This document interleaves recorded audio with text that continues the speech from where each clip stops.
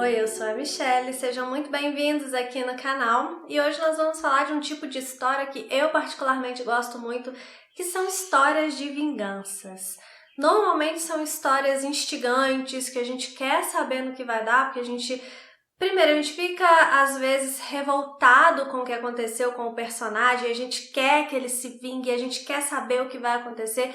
Às vezes a gente não concorda com o personagem e a gente fica com raiva dele o tempo todo atrás de uma vingança que a gente julga uma vingança imbecil. Então são histórias que elas têm esse poder de mexer com a gente, né? A vingança, de uma forma geral, é algo que mexe com o ser humano, que destrói um ser humano. Tanto o alvo da vingança, quanto a própria pessoa que nutre esse sentimento dentro de si, que é um sentimento que a gente nunca deve nutrir. E essas histórias nos mostram por que a gente não deve nutrir. Porque até naquelas histórias que a gente torce para a pessoa se vingar, afinal de contas nós somos humanos, então a gente tem esses sentimentos ruins também dentro de nós.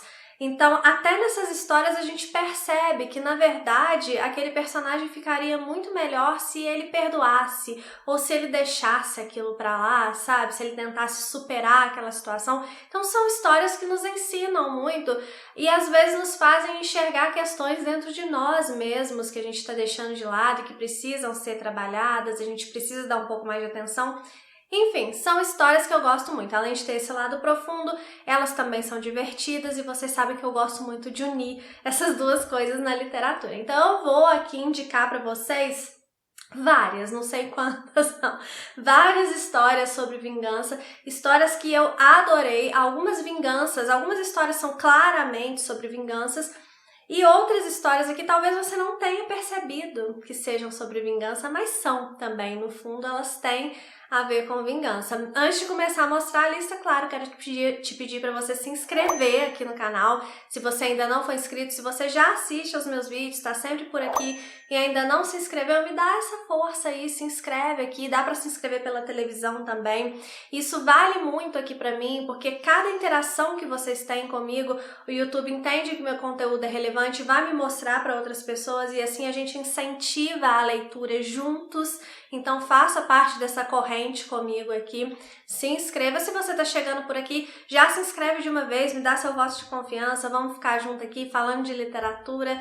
Vai ser só coisa boa que você vai ver aqui, eu garanto para vocês, tá? Então, vamos aqui agora para minha lista de histórias de vingança e vocês vão me contando nos comentários se vocês já leram, o que vocês acharam dessas histórias, dessas vinganças, tá bom? Que depois eu vou lá comentar com vocês também pelos comentários. A primeira é uma que eu li recentemente, fiquei aficionada por ela, que é Moby Dick. Trouxe essa edição belíssima aqui da Antofágica. Eu tenho a edição da Zahar também, que é por onde eu fiz a maior parte da leitura. Gostei das duas edições, gosto dessa, mas a minha preferida é a da Zahar. Mas eu trouxe essa aqui porque essa aqui é muito bonitona, eu quase não mostro ela, então vou aproveitar. Então essa história aqui é a história de um grupo de pescadores, de caçadores de baleia, na verdade, que eles vão ali cumprir a função deles mesmo, esse é o trabalho deles. Só que o capitão do navio que eles estão ali, que é o Pequod, ele tem um outro propósito, que ele só revela já quando a viagem já começou, que é capturar a Moby Dick como uma forma de se vingar, porque Moby Dick, no outro momento que ele tentou capturá-la, ela foi responsável por arrancar a perna desse capitão. E junto com a perna desse capitão se foi muita coisa, inclusive o orgulho dele de ser um grande caçador de baleias. Então, aquela perna para ele simboliza mais do que a perna, que já é muita coisa, mas simboliza o fracasso dele e ele não consegue lidar com isso e ele começa a nutrir esse sentimento de vingança dentro dele. Então ele vai nessa viagem de vingança e coloca em risco a vida dele e a vida de todos os outros tripulantes ali do Pequod.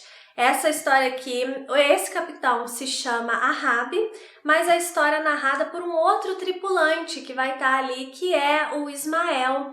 O Ismael, ele começa se apresentando, mostrando essa busca dele. Ele já tinha trabalhado em outros navios mercantes, mas agora ele queria viver essa experiência de trabalhar num navio baleiro, então ele vai até Nantucket para conseguir trabalhar num desses navios. nessa viagem, nesse percurso, ele conhece um dos outros tripulantes também, que será também um dos outros tripulantes do Pequod, que é o Queequeg, que é um cara nativo de uma ilha, que ele tem comportamentos assim estranhos pro Ismael e pra gente também.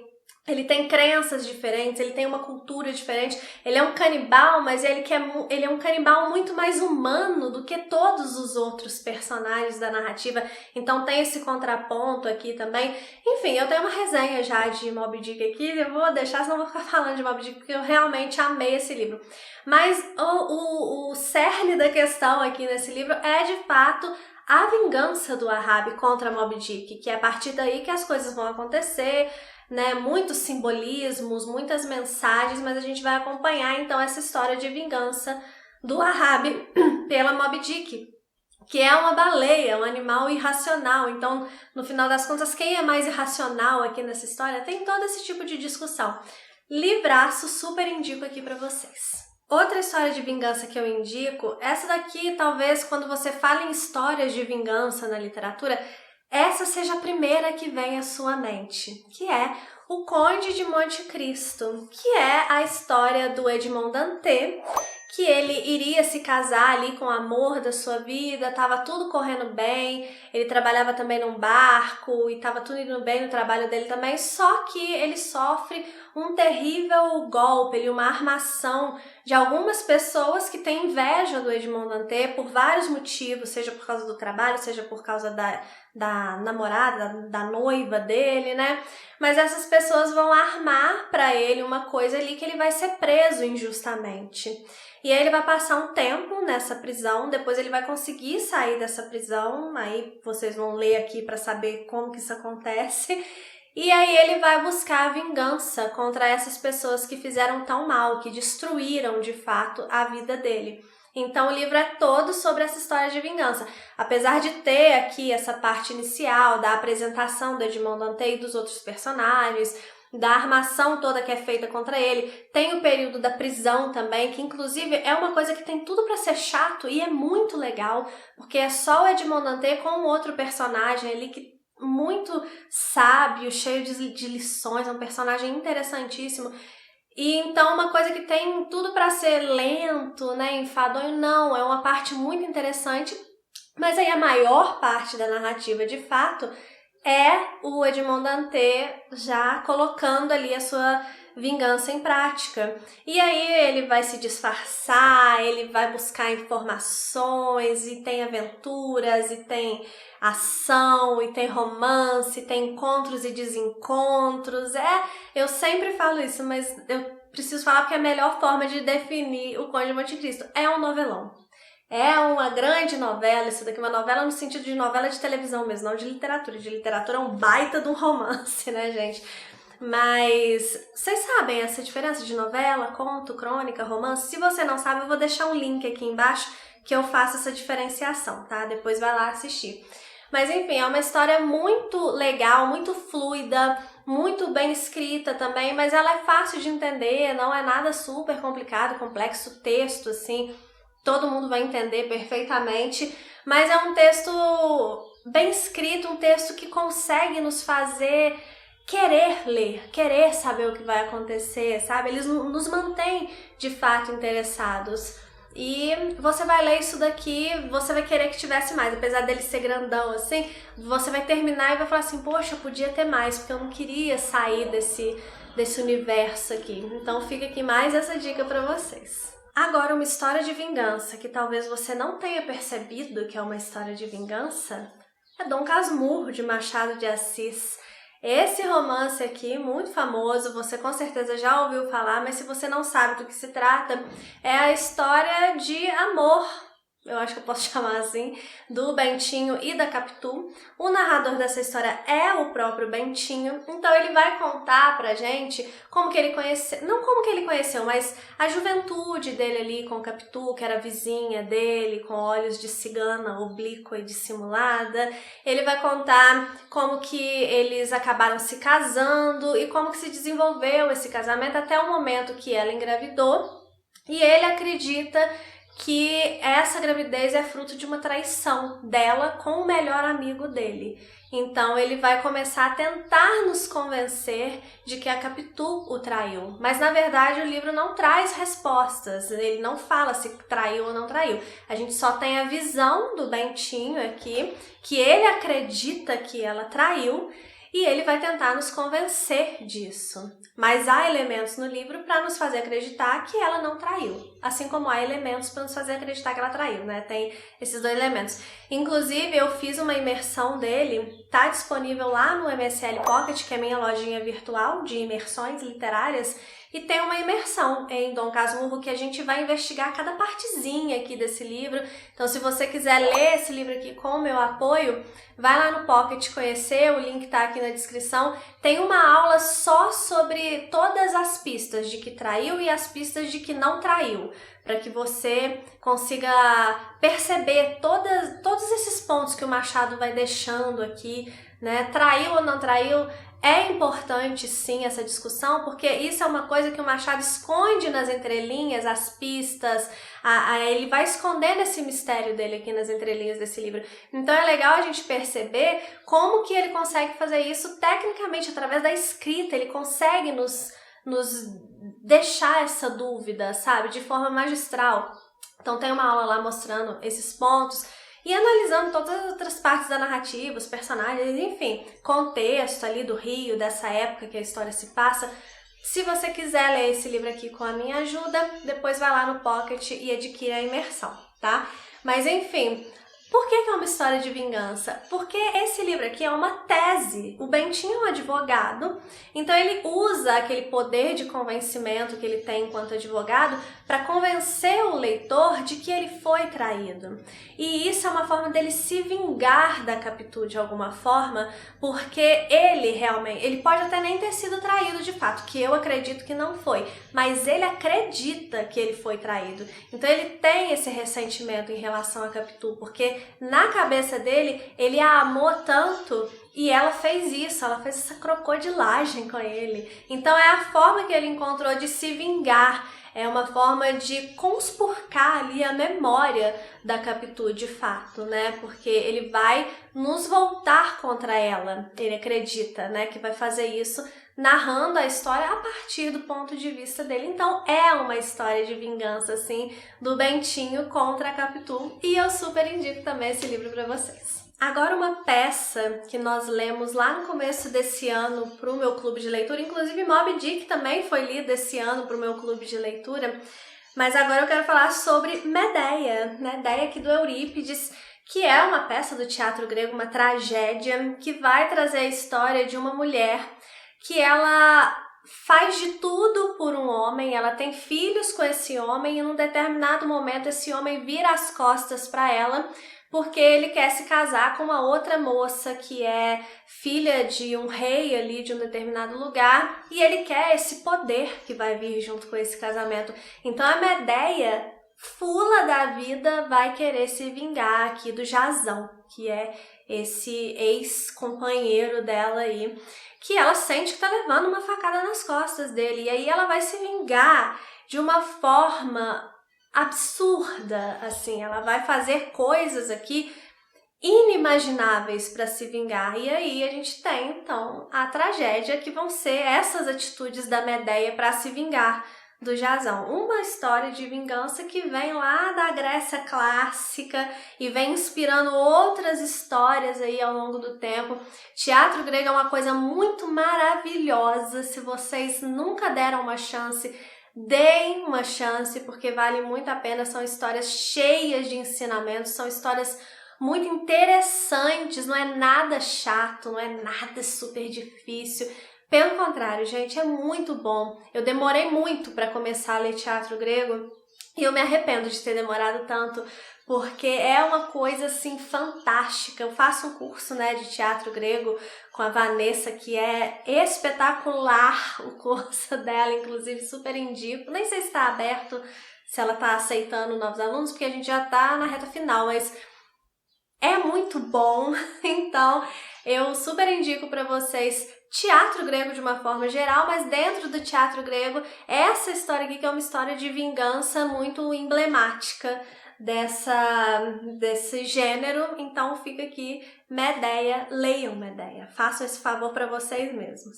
Agora, uma história de vingança que não é exatamente assim uma vingança muito clara, mas a gente pode interpretar como uma vingança do diabo, que é aqui O Mestre e Margarida, do Mikhail Bulgakov, que é a história de quando o diabo chega a Moscou e ele vai atrás dos pecadores, ele vai atrás daquelas pessoas que têm grandes falhas na vida e ele vai causando um tormento na vida dessas pessoas. Então, mas esse é um livro que não foca só nesses personagens, no diabo e no séquito dele, que é muito interessante, e nas pessoas que ele começa a perseguir ali, mas ele também tem um outro lado, que é a história do mestre e da Margarida, né? O mestre, que é um escritor, que ele tá criando uma releitura da Bíblia, e a gente vai acompanhar também essa releitura. Então a gente tem um livro que está sendo escrito dentro do livro, e a gente acompanha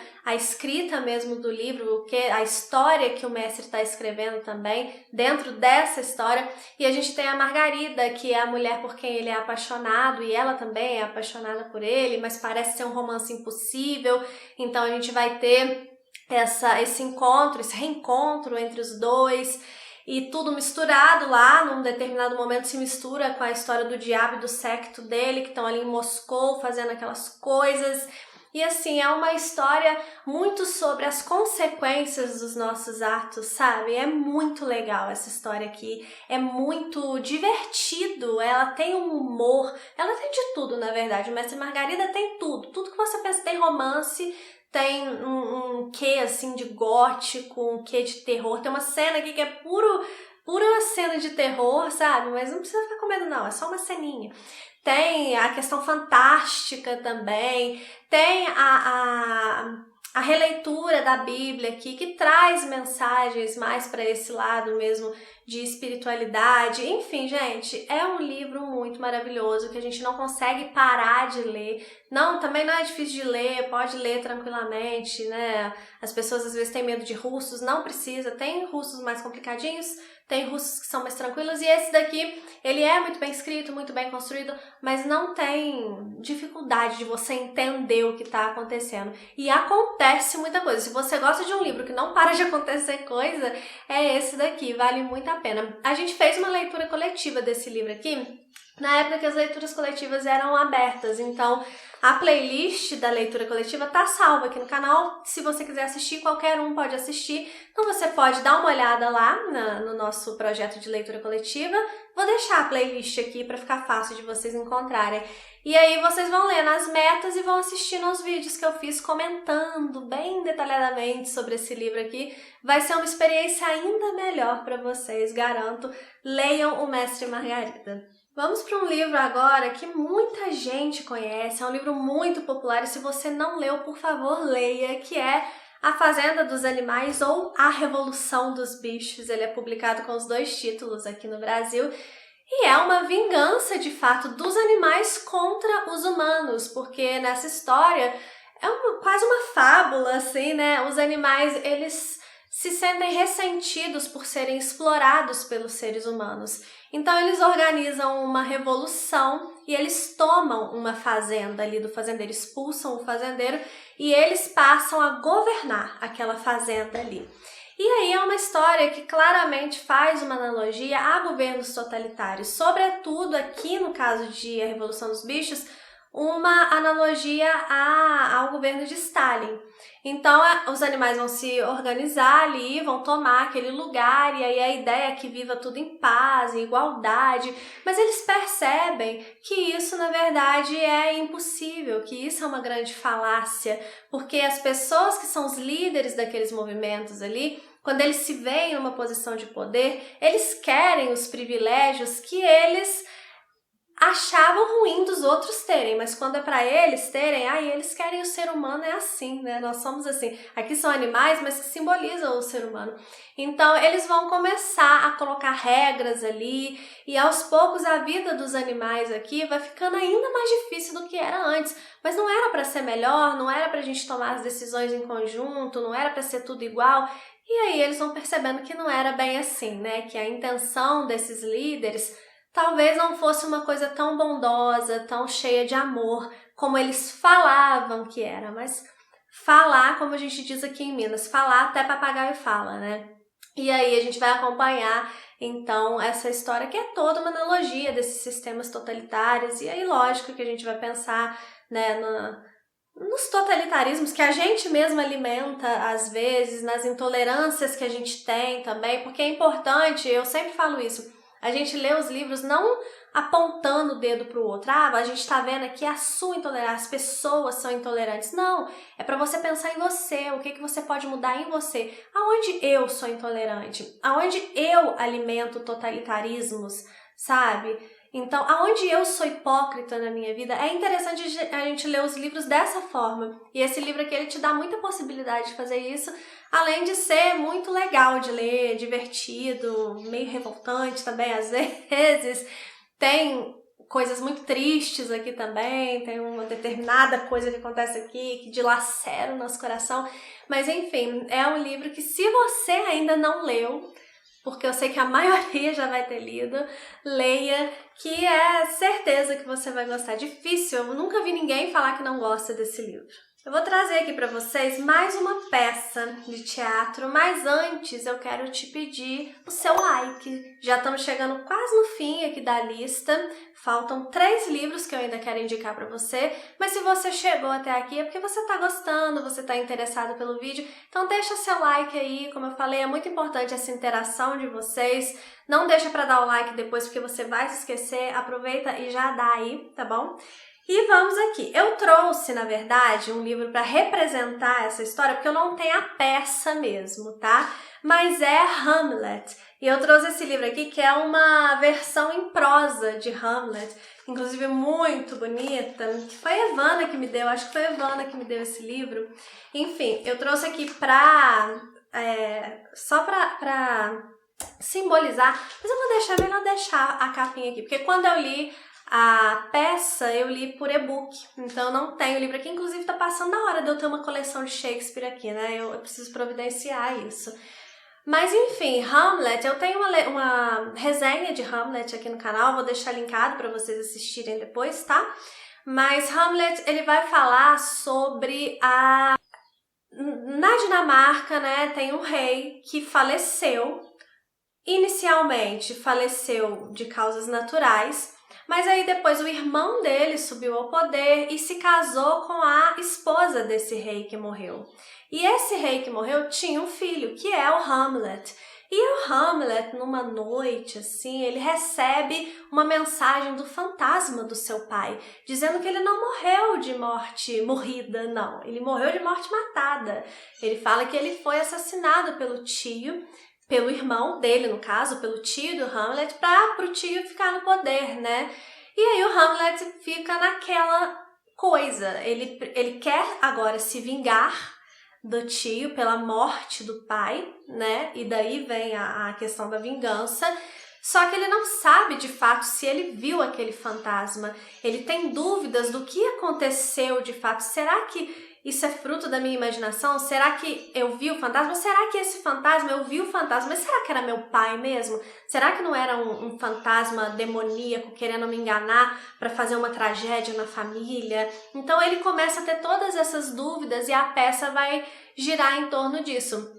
Dessa vingança, desse desejo de vingança que começa a crescer dentro do Hamlet e como que isso vai afetando ele ao passo que ele não consegue sanar essas dúvidas e não consegue decidir o que ele precisa fazer. E a partir daí a gente tem a grande tragédia aí, porque a peça é uma tragédia, né? Então é muito interessante. Essa, junto com o Rei Lear, são as minhas peças preferidas do Shakespeare, dentre as que eu li até hoje, eu não li todas, mas dentre as que eu li são as minhas preferidas. e eu acho que tem uma boa chance de ser uma preferida para você também, ou pelo menos de você gostar muito dessa história, porque o Shakespeare ele consegue de fato nos fazer sentir o que o Hamlet está sentindo. Às vezes a gente pensa que numa peça de teatro não é possível sentir tão profundamente as emoções assim, porque uma narrativa em prosa mesmo, ela tem mais mecanismos, né, para despertar nossas emoções, mas Shakespeare consegue despertar nossas emoções através das peças dele, e a gente sente a angústia, a dúvida do Hamlet. É espetacular. Leiam, se você ainda não leu Hamlet, leia. Agora uma história de vingança que contamina tudo e todos ao seu redor, tanto que todos, praticamente, não todos, mas praticamente todos os personagens dessa história são irritantes. É aqui o Morro dos Ventos Uivantes, que mesmo tendo personagens muito irritantes, é um livro muito legal. Um livro aqui da Emily Brontë, que vai trazer a história da Catherine e do Heathcliff, que eles, desde criança, eles crescem juntos porque o Heathcliff ele é trazido pelo pai da Catherine para morar com eles ali. Ninguém sabe de onde veio o Heathcliff, como que o pai da Catherine, né, achou o Heathcliff, ou é um filho dele, bastardo. Ninguém sabe muito bem o que aconteceu, só sabemos que ele leva esse menino para morar e desde criança ele e a Catherine ficam muito próximos e aquilo vai despertando um amor entre eles. Sendo que quando eles crescem, o Heathcliff, que continua nutrindo aquele amor pela Catherine, está disposto a viver com ela, mesmo que seja de forma simples, mas a Catherine ela tem planos mais ambiciosos. A Catherine ela não quer ser uma simples mulher de fazendeiro, ela quer ter um conforto na vida e isso ela vai conseguir através de um bom casamento. Então ela rechaça ali o amor do Heathcliff para se casar com outro homem, o que desperta o sentimento de vingança no Heathcliff. E aí a gente vai acompanhar esses dois personagens que não valem nada se destruindo mutuamente, destruindo a si próprios e destruindo tudo que está ao redor deles aqui, numa história que é muito construída com base na raiva, em sentimentos negativos, sabe? Mas é uma história que nos passa lições positivas. Através dessa construção de sentimentos tão pesados nesses personagens, a gente consegue trazer reflexões muito positivas para a nossa vida. E é um livro muito legal também de ser lido, que ele tem elementos ali do gótico, ele tem todo um mistério acontecendo, ele tem 2 linhas do tempo, então a gente só vai compreender exatamente essas linhas do tempo num determinado momento aqui da narrativa, mas nada que você não vai conseguir ler, também dá para ler, igual todas essas histórias que eu trouxe aqui, tá? Tudo dá para você ler tranquilamente. Então é uma história muito legal. Eu acho que ela tem alguns pequenos problemas na construção, mas nada que desabone o livro. É um dos meus livros preferidos. Eu só não acho que seja, assim, perfeito, assim, narrativamente, sabe? Eu acho que, como autora, por exemplo, a Emily, ela só escreveu esse romance aqui. Ela morreu muito jovem, né? Ela não teve tempo de escrever mais nada. Eu acho que ela teria evoluído muito a escrita dela, porque na questão de talento puro, eu acho que das irmãs, ela é uma das irmãs Brontë, para quem não sabe, tem a Charlotte, a Emily e a Anne. Das irmãs Brontë, eu acho que é a que tinha mais talento, mas eu acho que a que tinha mais uma escrita mais competente era, no final das contas, a Charlotte, que foi quem teve mais tempo para desenvolver. Não teve tanto tempo assim também, não, morreu jovem também, mas ela teve um pouco mais de tempo, né? Mas esse daqui é um livro que tem essas pequenas falhas de construção, mas que eu acho que é um livro já muito bom para ser um primeiro romance dela e muito importante para a literatura, então vale muito a pena e, como eu falei, é um dos meus livros preferidos, tá? Eu tenho também uma imersão desse livro lá no Pocket, que eu falei, onde eu comento, né, mais pormenorizadamente sobre o livro, sobre o aspecto do contexto, sobre questões narrativas, falo sobre esses pequenos problemas na construção que eu encontrei, mas se você quiser, então, eu falei de Dom Casmurro, né? Então, se você também quiser fazer a imersão aqui em O Morro dos Ventos Uivantes comigo lá no Pocket, dá uma olhada lá que a gente tem também essa imersão aqui, livrinho maravilhoso. Por fim, um livro que vai falar muito sobre o que nos torna humanos e sobre o nascimento do mal dentro de nós. E uma das coisas que faz o mal nascer dentro de nós é o sentimento de vingança, que é aquilo que a criatura de Frankenstein vai nutrir depois que ela é abandonada pelo seu criador. Porque aqui a gente tem a história do Victor Frankenstein, que é um estudante de medicina que decide brincar de Deus e trazer um ser à vida, que ele acredita que seja vida. Mas aí o romance vai discutir o que é vida de verdade. Porque o Frankenstein, que é o Victor, né, o estudante lá, ele consegue animar aquele corpo ali, ele junta partes de corpos de cadáveres e vai animar aquele corpo que ele vai montar ali. Mas ele conseguiu dar vida, de fato, para aquele corpo, porque ele não é capaz de trazer uma alma para aquele corpo. E aí, será que a partir do momento que aquele corpo é animado, ele já ganha uma alma ou não? Ou ele é completamente escuridão? Ou ele é completamente o mal? A gente vai discutir isso, né, durante o livro. E aí, quando o Victor percebe o que ele fez, percebe que ele não deveria brincar de Deus, ele abandona a criatura. E a criatura que chegou aqui no mundo assim, ela não tá sabendo o que tá acontecendo, ela tá completamente perdida, ela vai sair aí pelo mundo com aquele sentimento com só sentimentos ruins, que ela vai começar a nutrir o sentimento de solidão, de abandono, e aquilo vai crescendo dentro dele como um ódio, como um sentimento de vingança. E ele passa a buscar o criador dele para se vingar do que o criador dele fez com ele. Poxa, você me deu essa vida, pra quê me dar essa vida miserável aqui? Então eu vou me vingar de você. E aí a gente vai acompanhar essa jornada aí da criatura criada pelo Frankenstein em busca de um sentido. E ele encontra esse sentido inicialmente nessa vingança que ele procura em relação ao Victor. É muito legal esse livro aqui, eu gosto muito. Eu li esse livro aqui tem muitos anos já, mas eu vou reler ele, eu tô me preparando já para começar a reler esse livro aqui e eu tô muito empolgada. E, enfim, é isso que eu vou falar sobre Frankenstein. Apenas leiam e é isso. Leiam Frankenstein. É muito bom, gente. É muito legal. Eu tô doida pra reler. E aí, com certeza, a gente vai conversar bastante sobre esse livro, tá? Eu espero que vocês tenham gostado aqui dessa lista. Espero que vocês tenham me indicado histórias de vingança aqui nos comentários, porque, como eu falei, eu gosto muito, então eu quero indicações, tá bom? Um beijo e até o próximo vídeo.